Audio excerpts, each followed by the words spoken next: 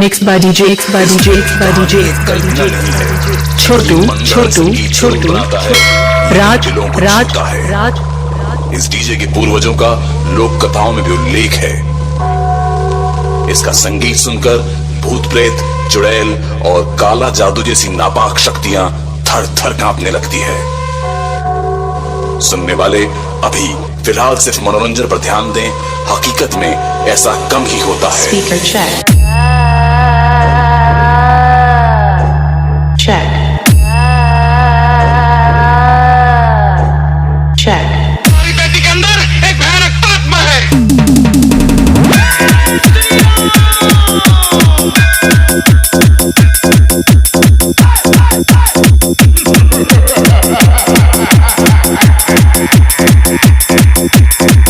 गणपत बजाते रहना यार।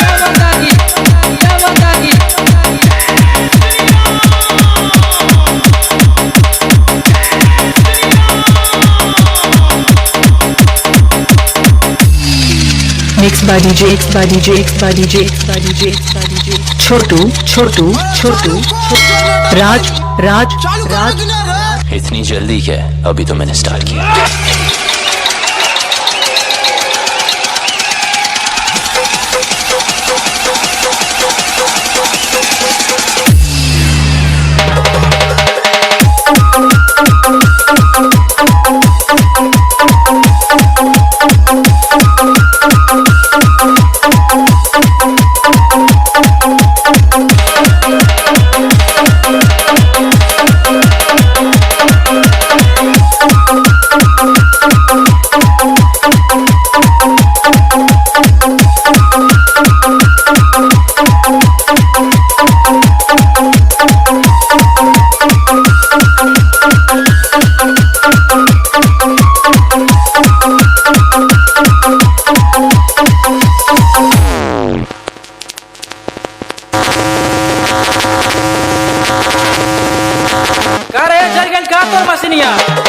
Mixed by DJ, mixed by DJ, mixed by DJ, mixed by DJ.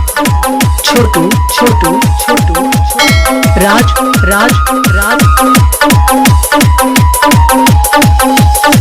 किसी में दम सामने आ।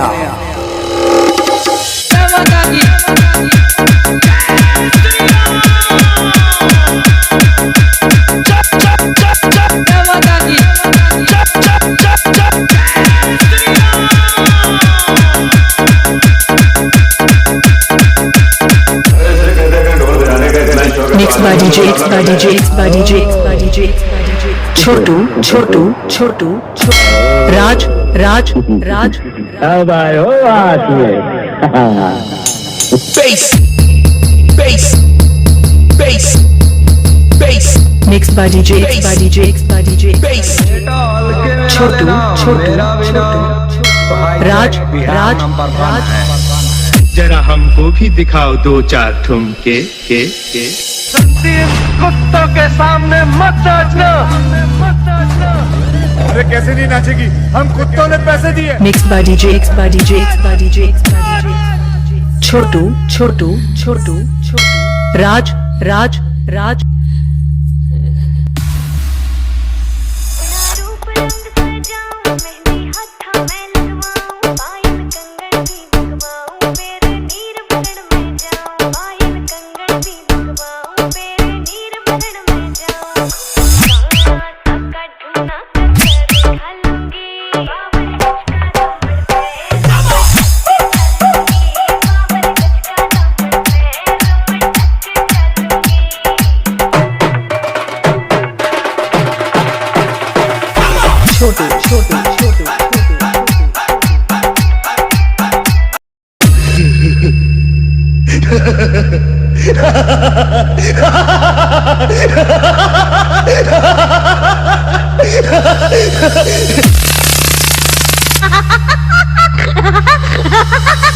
बहुत प्यारा ना लगता है रे।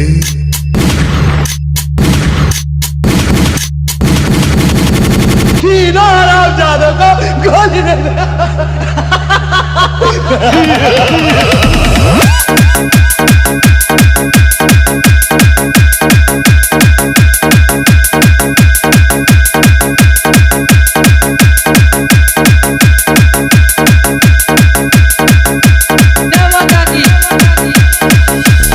बाकी के रुपए कहाँ हैं कृष्णा?